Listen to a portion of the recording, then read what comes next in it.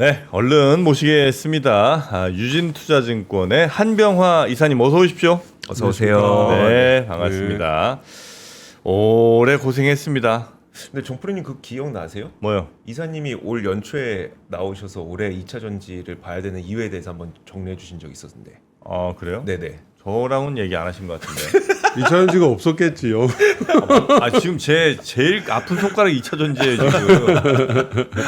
너무 2차 전지만 뭐 속이 터집니다 지금. 2차 전지 계좌가 따로 있어요. 하도 마음 아파서 안 열어보려고 그냥 묻어놨어요 거기다가. 잘하셨네요. 묻어놓으셨으면.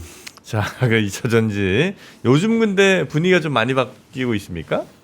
그렇죠. 그러니까 상반기에 사실은 제가 말씀드릴 때 그때 추세는 이미 바뀌었었고요. 올 초에? 그렇죠. 그래요? 올 초부터 바닥 찍고 주가들이 올라갔다가 조금 또 내려갔다 왔다 갔다 이제 네네. 다지는 국면을 거쳤잖아요. 음. 그리고 이제는 이제 추세가 이제 완전히 전환이 됐음을 최근에 이제 주가 상승으로 한번 알려주는 네. 그런 이제 국면이죠. 제가 이제 2년 전에 배터리 버블 계속 말씀드려서 네. 고생을 좀 많이 아, 했었고. 맞아. 뭐 저런 것도 이제 까먹잖아요. 네. 그때 아니 여기도 엄청 당했죠. 저만 당한 게 아니고. 배터리 이게 좀 그때 이제 경고 네. 시그널을 주셨거든요 몇 번. 네. 그랬더니 저런 매국노부터 네, 시작해갖고. 그래서 이제 맞아. 올 상반 올 초에 제가 이제 그 시각을 바꿨죠. 바꿨는데 제가 바꾼 가장 큰 이유는 결국 이제 중국에 대한 투자가들의 어떤 생각 그리고 중국에 대한 다른 국가들의 정책 네.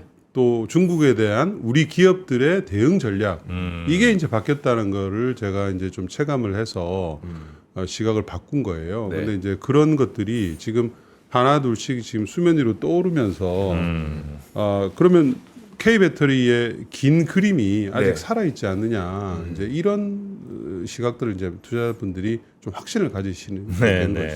제가 요즘에 2차 전지와 관련해서 인식하기로는 뭐가 바뀌었는지에 대해서 첫 번째로 저는 그 중국의 배터리 구조 조정 같은 거, 그 다음에 두 번째가 워낙 전력 사용량이 많다 보니까 ESS의 필요성, 이 두 가지 정도로 저는 인식을 하고 있는데 이사님은 좀 어떻게 보고 계세요? 맞습니다. 그러니까 중국이 비단 배터리뿐만 아니라 네. 중국의 제가 봤을 때는 경제 전략 자체가 산업을 육성하는 전략 자체가 바뀌었어요. 그러니까 과거에는 무조건 공급 과잉을 유발하는 거죠. 전 세계 시장을 다장하기 위해서 네. 자기 국가의 수요를 이용을 해서 무조건 많이 생산해라. 단가를 낮춰서 이제 다른 업체들을 다 이제 도태시키는 네. 그런 방향이었잖아요. 근데 이제 그게 대충 끝난 거예요. 대부분의 산업들에서 자기들이 육성하고자 하는 대부분의 주요 산업들에서 뭐 AI만 제외하고는 보시면 중국의 전략이 성공을 했죠, 결국은. 이겼다. 네, 그래서 이제 대부분 다 도태가 됐고 이제는 중국이 가격을 좀 올려도 네. 따라올 수밖에 없는 그런 시점이 된 거예요. 그래서 이제 태양광부터 시작을 한 거고 최근에 이제 배터리도 보면 해외 수출을 통제한다든가 기술 이전을 금지한다든가 여러 가지 지금 얘기를 하고 있고 각 소재별들로도 중국 정부가 나서서 가격을 좀 올리는 방향으로 해야 되겠다. 이렇게 지금 정책을 짜고 있죠. 네. 그러니까 이제 그 와중에서 살아남은 업체, 살아남은 국가의 업체들은 이제 좀 숨통을 트이는 네. 그런 단계에 온 거죠. 그래서 이제 그게 중요하고요. 그다음에 ESS는 뭐 당연한 겁니다. ESS는 뭐 최근에는 이제 AI와 연동돼서 ESS가 많이 그 얘기가 되고 있지만 사실은 그 중간에 있는 게 빠져 있는 거예요. 뭐죠? 재생에너지죠. 네, 그렇죠. 네. 그러니까 AI가 24시간 전력을 생산해야 된다는 그런 것은 기존에 우리가 전통 화석 연료가 있으면 네. 생각할 필요가 없는 거예요. 천연가스든 뭐 석탄이든 원전이든 이거는 그냥 마음먹은 대로 전력을 계속 공급할 수가 있기 때문에 근데 이제 지금의 시대는 전부 재생에너지가 주력이잖아요. 네. 웬만하게 새롭게 들어오는 발전 전력의 거의 90% 이상이 글로벌리 보면 재생에너지거든요. 네. 근데 이런 시대에는 이제 무조건 ESS가 있어야지 AI의 전력 가동이 가능하다.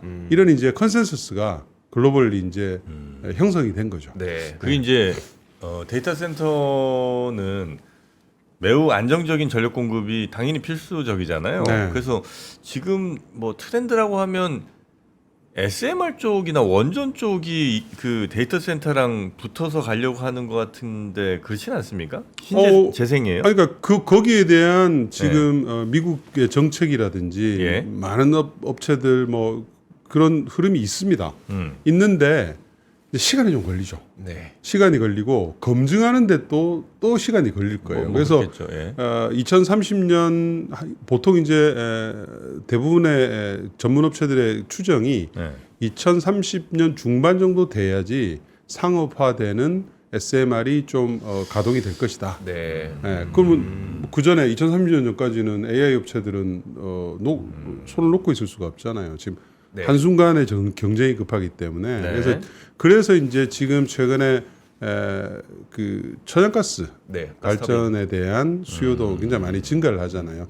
당장 이거를 갖다가 이제 풍력 태양광을 하더라도 걔네들이 전력을 생산하지 못하는 빈 공간에는 천연가스가 즉시 발전을 해줘야 되거든요. 네, 네. 그래서 이제 현실적으로는 재생에너지와 천연가스가 지금 가는 거고, 네. 아, 재생이랑 천연가스가 이 세트로. 네. 그렇죠. 세트로 가는 거고, 그것도 이제 부족하니까 ESS가 들어가줘야 되고, 또는 이제 수소연료전지 발전도 네. 최근에 이제 좀 논의가 되고 있고, 예, 그래서 예, 그러니까 거의 모든 전력원들이 늘어나는 수요에 대해서 같이 늘어나는 건 맞는데 시간이 이제 좀 다른 거죠. 지금 당장 대응할 수 있는 것은 재생에너지 플러스 ESS 네. 플러스 천연가스 거기에 이제 수소가 좀 애드돼 있고 네. 원전은 이제 요 시간이 좀 걸리잖아요. 건설하는데도 시간이 좀 오래 걸리고 아직까지 지금 서방 국가에서는 검증된 SMR은 아직은 없어요. 네. 중국이나 러시아는 프로토타입은 있는데 근데 이제 그런 것들을 2030년 뭐 한 초중반까지 건설하겠다는 게 이게 이제 계획들이니까 그 계획들을 좀 지켜봐야 되겠죠. 네. 그러면 신재생, 그러니까 재생에너지 쪽에서는 또 한참 뭐 다른 거 막 저 각각 봤다가 요즘은 다시 태양광이 제일 센 것 같더라고요. 그렇습니다. 그러니까 트럼프가 워낙 이제 워딩을 세게 하다 보니까 네. 재생에너지 뭐 맨날 사기라고 그러잖아요. 스캠이라고 하면서 안 된다고 이제 했지만 네. 대안이 없는 거죠.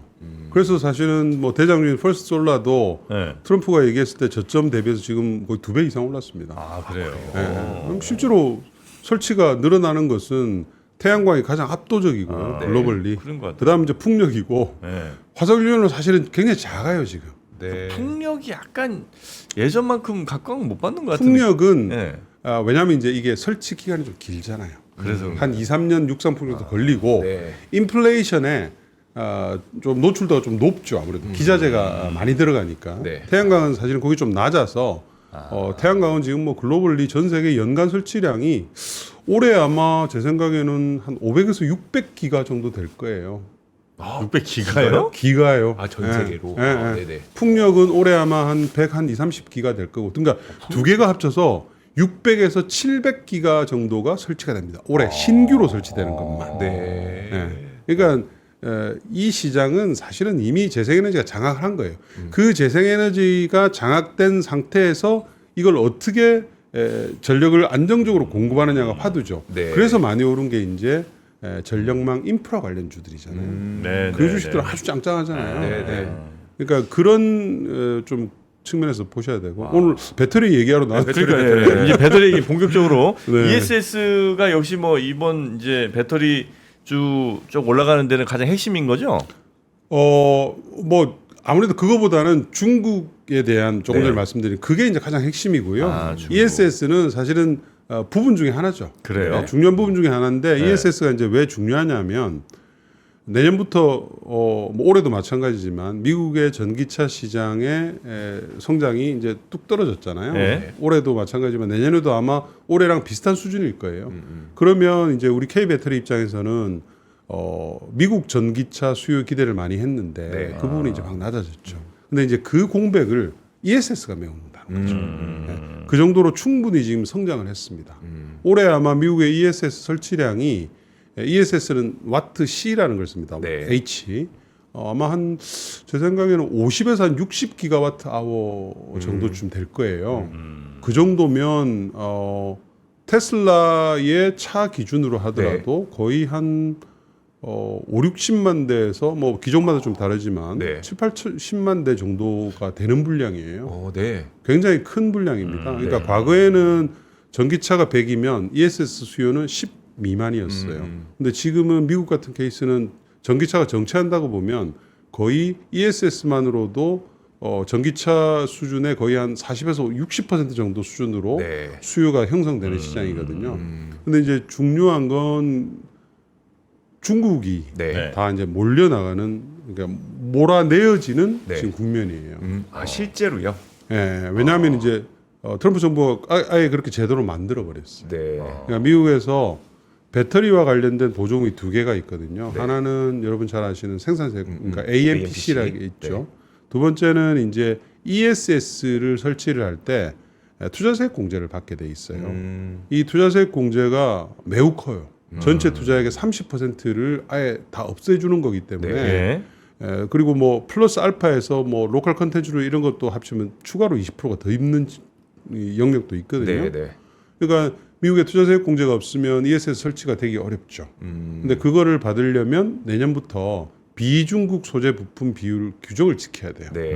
AMPC는 60%부터 시작을 해서 네. 매년 5에서 10%씩 올라서 2030년이면 85%가 돼야 되고 투자세액 공제는 55%부터 시작해서 2030년 되면 80%예요. 그러니까는 보조금을 받기 위해서는 미국에서 이 배터리 관련된 것을 만드는 업체들은 비중국 네.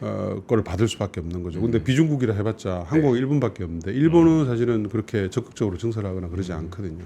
그러니까 한국 업체들의 수요가 이제 늘 수밖에 없는 그런 지금 국면입니다. 우리나라 업체들 가운데 ESS가 준비된 업체가 있고 안 된 업체가 있잖아요. 그럼 네. 지금 주가에서도 좀 차이가 많이 나고 있어요. 어때요?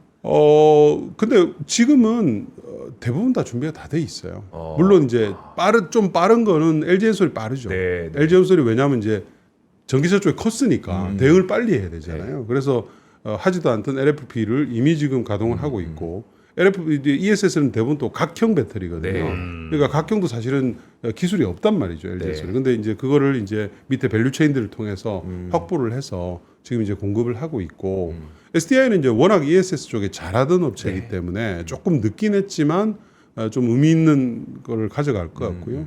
SK온도 뭐 지금 시작을 했으니까 SK온은 시간은 조금 더 걸릴 네. 겁니다. ESS는 다 LFP예요? 지금은 거의 다 LFP죠. 원래 우리나라가 3원계로 많이 해서 세계 시장을 장악을 했었는데 네. 국내에서 이제 불이 워낙 많이 났죠. ESS 그건 배터리에 문제가 있다기보다는 활용을 잘못했던 거예요. 활용. 그러니까 100% 충전 방전을 계속하면 네. 화재할 위험이 높아지거든요. 3원계 배터리는 특히 더. 네. 근데 이제 우리는 이제 그거를 했죠, 국내에서. 그러다가 이제 그 뒤로 알은 거예요. 아, 이렇게 무리하게 하면 안 되는구나. 그래서 이제 한 7, 80%에 딱 멈추게 그렇게 시스템을 갖추면서 최근에 이제 뭐 거의 화재가 안 일어나고 있죠. 근데 어쨌든 지금은 글로벌 ESS는 대부분 다 LFP이고요. 네. 그래서 국내 업체들도 대부분 이제 그 시장에 이제 짐을 했습니다. 제가 여쭤본 이유가 그럼 앞으로 우리가 저기 LFP를 할 수 있는 기업, 그 관련된 소재를 납품하는 기업 이런 거를 구분해야 되는 건지 네. 아니면 우리가 2020년대 초반에 봤던 것처럼 그냥 2차 전지만 다 같이 좋은 건지 그게 좀 궁금해서 여쭤봤던 거예요. 시차가 있을 뿐이고 예. 대부분 다 그 밸류 체인에 다 들어가게 됩니다. 아. 왜냐하면 셀 업체들이 하게 네. 되면 당연히 이제 밑에 업체들이 다 들어가게 되죠. 근데 이제 그 중에서도 보면 예를 들어서 각형 같은 케이스. 네. 네. 각형은 이제 사실은 좀 진입 장벽이 좀 높거든요. 올해 했던 게 주로 이제 SDI 밴더들만 네. 좀 주로 하다 보니까 아무래도 이제 SDI 밴더 중에서 각형을 잘하는 애들 이런 업체들이 이제 쓰임새가 많아질 건데 네. 과연 SDI하고 관계에서 조금 어떻게 될지 그거는 이제 업체들의 또 선택이다 보니까 그건 좀 달라지지만 다른 업체가 좀 섭외하려고 할 수도 있겠군요. 그럼요. 굉장히 지금 많이 노력을 하고 있죠. 뭐 LG도 마찬가지고 SK도 마찬가지고. 그런데 이제 쉽지는 않을 것 같아요. SDI가 워낙 이제 어쨌든 좀 안정적인 네. 이런 그걸 이제 하고 있기 때문에 그래서 그런 케이스에서 좀 의외로 성장하는 업체들 또는 이제 이런 거죠. 이제 미국에 있는 ESS 사업자하고 계약을 한 또 한국의 소재나 부품 업체들이 있겠죠. 네. 예를 들면 뭐 테슬라 같은 이런 그렇죠. 업체입니다. 그래서 그런 업체들은 또 개별적인 플러스 알파가 생길 수 있는 그런 지금 상태라고 할 수 있겠습니다. 네. 근데 이 미국이 중국의 배터리를 이렇게 좀 잘 막아주는 게 우리한테 굉장히 좋은 일이긴 한데 계속 앞으로도 막을 거라고들 시장은 보고 있습니까? 그렇습니다. 아, 예, 그래요? 그거는 변하기 어려워요. 아, 그래요? 그러니까 지금 무역 전쟁의 가장 네. 큰 이슈가 경쟁력이잖아요. 예. 중국 대비 너무 성장 산업에서 경쟁력이 뒤처지기 때문에 그걸 갖다가 차단하자는 게 이제 그 트럼프 행정부의 생각이기 때문에 뭐 물가 조금 오르고 이런 거는 사실은 두 번째 얘기예요. 예, 그러니까 AI도 마찬가지고 전기차도 마찬가지고 배터리도 마찬가지고 모든 것들이 사실은 네. 거기에 초점이 맞춰져 있고 그거는 트럼프뿐만 아니고 이미 바이든 때부터 시작한 겁니다. 네. 시작한 거라서 변할 일이 없고요. 뭐 정권 바뀐다고 바뀔 거 전혀 아니고. 변할 게 없습니다. 그리고 그거보다는 지금 우리가 주목해야 될 것은 유럽이죠. 네. 유럽은 중국에 대해서는 장벽이 낮았단 말이에요. 예. 전기차 쪽에 대해서 무역 장벽을 해놓긴 했지만 네. 배터리 쪽에서는 아직 특별한 장벽은 아직은 없고 네. 한데 최근에 이제 유럽도 움직임이 좀 달라지고 있죠. 네, 그래서 지금 논의하고 있는 게 중국 업체들이 이제 유럽에다가 직접 생산 공장을 많이 지으려고 지금 하고 있잖아요. 네. 일부 짓기도 하고 있고 그런 부분에 대해서 규제를 좀 주는 것을 지금 논의를 하고 있어요. 그러니까 예를 들면 중국 업체들이 유럽 EU 안에 지으면 기술 이전을 네. 해야 되고 또는 EU 영내에 있는 소재나 부품 인력을 쓰도록 하는 일정 부분 그런 것들을 지금 논의를 하고 있습니다. 네, 네. 그러니까 껍데기 공장만 짓지 말란 얘기예요. 쉽게 얘기하면 그렇게 되면 중국의 업체들이 코스트가 높아지죠. 네. 네, 높아지고 있기 때문에 한국에 이미 진출해 있는 밸류체인이 이미 형성하고 있는 업체들하고의 경쟁력 격차가 줄어들 수가 있습니다. 네, 네. 근데 그건 뭐 당연한 것이 중국이 워낙 그 자국에서 만든 그 공급 과잉을 이용해서 네. 많은 국가들의 주요한 산업들을 갖다가 사실은 좀 침탈하고 있잖아요. 네, 굉장히 빠른 속도로 지금 독일에서만 지난 1년간 5만 명의 자동차 일자리가 없어졌어요. 단 1년 만에. 네. 굉장히 그 유럽 전역으로 따지면 수십만 명이라고 네. 봐야 되는 거거든요. 그만큼 중국산 싼 전기차가 유럽을 굉장히 지금 빠르게 침탈하고 있는 거거든요. 그거는 뭐 모든 국가들에 다 해당되는 거기 때문에 일정 수준이 넘어가면서부터는 중국에 대해서 장벽을 치지 않을 수가 없죠. 네. 그러니까 그런 전략이 한국 업체들한테는 그래도 살아나갈 희망을 주는 그런 국면이라고 볼 수 있습니다. 그럼 이제 그 중국 자동차 전기 자동차들이 이제 막 네. 가면서 이제 거기에 들어있는 당연히 탑재되어 있는 배터리도 중국 거니까 그렇게 이제 많이 갔을 건데 그러면 그게 아니라 유럽 전기차들이 있을 때 우리나라 배터리들이 그 안에 많이 들어갈 수 있다. 이 정도 우리가 기대하면 되는 거예요? 그렇죠. 그러니까 중국과 경쟁력 격차가 줄어드는 것도 있고요. 예. 일부 소재나 부품 업체들은 중국의 배터리 업체들한테 납품할 수도 있습니다. 이미 지금 납품 계약을 체결한 업체들도 있고요. 아 그래요? 그렇습니다. 그러니까 왜 중국 배터리 업체에 우리가 납품을 해요? 그렇죠. CATL이나 뭐그 소재나 부품 같은 거. ASC라든지 이런 업체들한테도 납품을 하는 지금 사례들이 하나둘씩 생기고 있어요. 아 그래요. 네.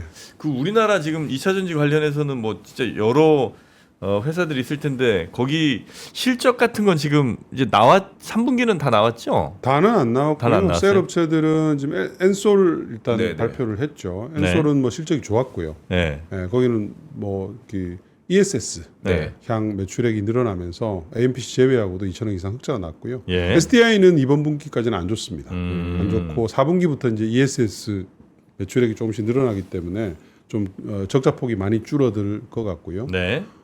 대부분의 업체들이 실적은 그러니까 올해 대비해서 내년이 나쁘진 않아요. 네. 그렇다고 아주 크게 섹시하게 확 좋지도 않습니다. 아 그래요? 예.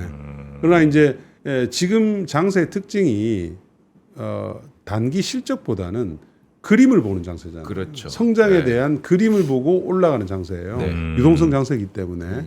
그래서 이제 최근에 배터리 관련주들이 제가 아까 말씀드린 어떤 중국에 대한 해법을 찾으면서 네. 희망을 찾아서 이제 주가들이 이제 오르기 시작하는 거고요. 그 와중에서 이제 조금 더 괜찮은 실적 전망이 괜찮은 업체를 우리가 찾아야 되겠죠. 네, 네. 예, 그런 업체들은 아마 다른 업체들보다 주가가 더 많이 오르게 될 겁니다. 그 업황 조금 더 여쭤보고 싶은데 네. 그 지난 연초에 오셨을 때 유럽의 전기차 보조금에 대한 기대감도 그때 말씀을 해주셨었어요. 그때. 근데 지금 미국에서는 9월 30일 기준으로 전기차 보조금을 이제 안 주기로 했었고 네. 유럽은 지금 다시 어떻게 다시 다 살아나고 있어요. 살아나고 있어요. 보조금이 다 웬만한 국가들이 다 재개되고 있고요. 대표적인 게 이제 영국이죠. 네. 영국은 그랜트라는 시스템으로 주게 되는데 그냥 뭐 보조금하고 똑같은 내용이에요. 네. 이미 확정이 돼서 지금 주고 있습니다.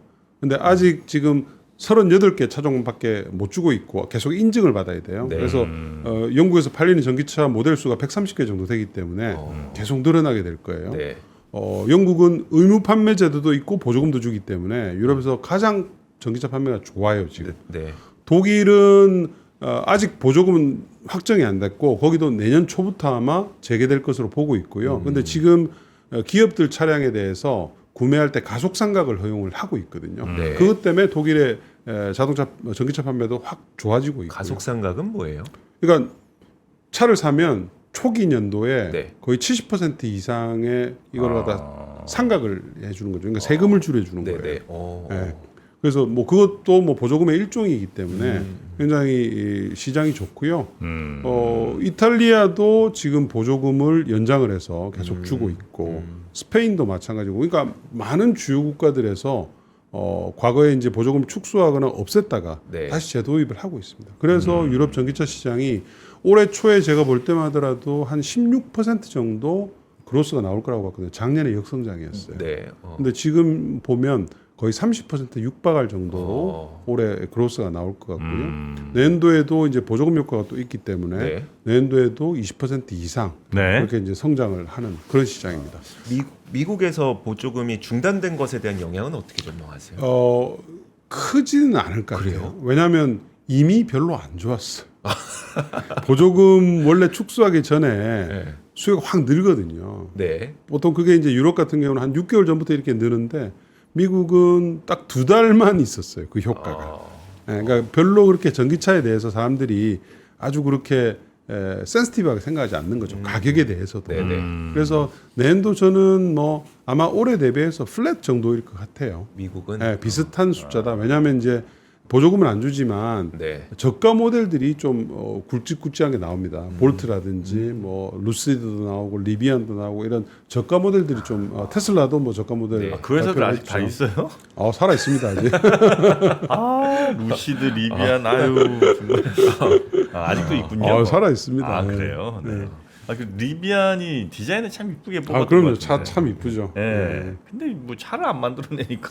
그게 아무래도 이제 머스크와 같은 네. 그런 이제 공격적인 그런 스타일이 좀 아닌 것 같아요. 그래요. 그럼 근데 이제- 미국은 미국은 플랫, 유럽 성장, 네. ESS 성장 그렇죠. 이런 시각으로 보시면 그런 이제 수준입니다. 네, 그렇게 보면 이제 대충의 이제 우리 업체들의 네. 그로스 상단이 나올 것이고 이제 이게 이제 내년보다는 또 2027년 되면 전기차 스토리가 조금 커져요. 우리 업체들이. 2027년부터 신규로 계약한 차들이 LG도 좀 커지고 네. SK도 마찬가지고 네. SDI는 내년부터 이제 BMW 쪽이 좀 커집니다. 그러니까 이런 스토리들이 계속 좀 있기 때문에 가면 갈수록 좋아지는 그림은 맞습니다. 네. 그 이제 지금 막 실적으로 가는 게 아니라 좀 더 그림이 중요한 상황이면 혹시 이제 그 2차 전지 밸류체인에서도 무슨 장비 쪽이 먼저 이제 좋아진다든지 이제 소재는 조금 시간이 걸릴 거라든지 뭐 이런 게 좀 있을 거 아니에요.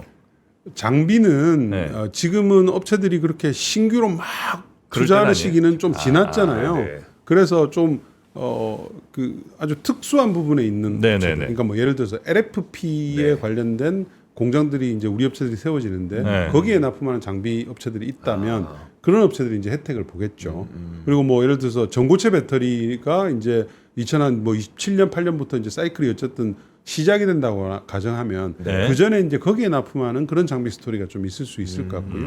그래서 그거보다는 뭐 당연히 소재나 부품 업체들이 이제 더 좋다고 봐야 되겠죠. 소재나 부품 쪽이. 네. 혹시 지금 뭐 탑픽 뽑으신 건 뭐 있어요? 일단은 지금은 관련된 업체들이 대부분 같이 오르는 시점이기 때문에 예. 큰 게 그냥 안전하고 좋아요. LG 네. 엔솔이라든지 엔솔. SDI라든지 이런 업체들 보시고 소재도 뭐 거기에 따르면 마찬가지죠. 뭐 포스코 퓨처엠, 네. 퓨처엠이라든지 에코프로 BM이라든지 이런 업체들이 좋고요. 다만 이제 엣지가 있는 업체를 찾는다면 예를 들면 후성 같은 업체는 좀 엣지가 있어요. 왜냐하면 이제 이 회사는 배터리 쪽도 있지만 반도체 가스도 있고 냉매 사업도 있고 그다음에 연결 자회사 중에서 미국의 LNG와 관련된 업체가 있거든요. 그래서 이미 흑자 전환이 나왔죠. 연결 기준으로 흑자 전환이 나왔고 네. 배터리에 들어가는 소재는 대규모 적자거든요, 아직. 근데 이제 그게 아까 제가 말씀드린 네. 중국의 업체들이 상위 업체들이 담합을 했어요. 담합 발표를 했어요. 네. LiPF6라는 소재인데 이 소재의 가격이 너무 낮아서 못 살겠다. 우리는 앞으로 이제 낮은 가격으로 공급을 하지 않겠다. 네. 그리고 난 뒤 한 달간 60%가 상승을 했습니다. 가격이. LiPF6 가격이. 네. 그래서 이런 거는 중국 정부가 용인을 하지 않으면 있을 수가 없는 일이거든요. 네. 이제 그렇게 되면 약 300억 정도의 영업 적자가 많이 줄어들겠죠. 또는 내년 하반기 정도에는 뭐 만약에 BP가 난다면 네. 실적이 저희가 추정하는 것보다 훨씬 더 좋아질 수가 있거든요. 그러니까 이런 업체들을 이제 하나둘씩 찾게 되면 네. 그런 회사들이 이제 알파의 수익률을 가져다 줄 수 있습니다. 아, 지금 찾아보니까 그 넥스트 시장에서 네. 후성이 한 14% 넘게 올랐어요. 네. 와. 그리고 지금 이제 오늘 뭐 거기는 아까 제가 말씀드린 ESS 스토리도 있어요. 뭐 오늘- 최근에 이제 미국 업체하고 계약을 했는데 제가 네. 뭐 이름은 말을 못 네네네. 오늘은 진짜 드리겠지만 상승 상위 쭉 보니까 2차 전지 엄청 많아요. 후성, 천보, 네. LNF, PNT, 나노 신소재, 뭐 성일 하이텍은 아닌가 참. 여기는 그렇고. 여튼 2차 전지가 막 두 자릿수. 우리나라는 보면 네. 이 성장률에 대해서는 항상 좀 그렇게 네. 움직이는데 제가 이제 말씀드리는 것은 또 이렇게 너무 또 단기에 또 슈팅을 할 때 따라 사는 것보다는 네네네. 이제 좀 조절을 잘 하시면서 네. 좀 중장기로 끌고 가면 훨씬 더 좀 세이프하게 네. 수익을 좀 낼 수가 있거든요. 근데 너무 단기를 보고 또 확 따라갔다가 또 이러면 또 이러잖아요. 그쵸, 네. 왔다 갔다 하기 때문에 또 이런 국면에서 또 손해 보고 나오면서 또 틀렸다고 또 네, 다시는 안 봐? 뭐 이런 수가 있단 다시는 안 봐, 말이죠. 이런 네. 그러니까 좀 알겠습니다. 네. 어차피 저는 장기 투자할 수밖에 없어요. 지금 마이너스 진짜 올라가 봐야 이제 아직 반토막이니까 네. 다시 또 전환 100%는 더 가야 됩니다. 자, 오늘 한병아 이사님 모시고 2차 전지 이야기 좀 집중적으로 나눠봤고요. 네. 다음에 다시 한번 또 모실 일이 이제 앞으로 점점 자주 생길 것 같은데 잘 좀 부탁드리겠습니다. 고맙습니다. 네, 감사합니다. 네.